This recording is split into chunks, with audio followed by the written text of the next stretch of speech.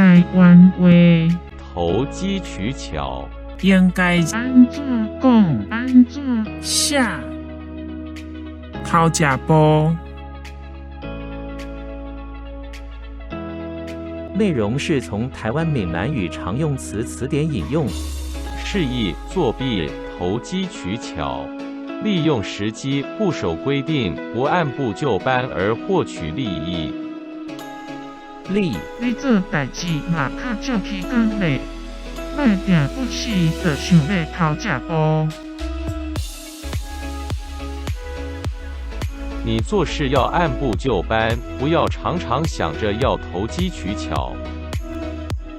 请支持我，点击 subscribe， 然后再单击小铃铛，也不要忘了转发给您的朋友圈。谢谢，请点击下面观看同一系列的影片。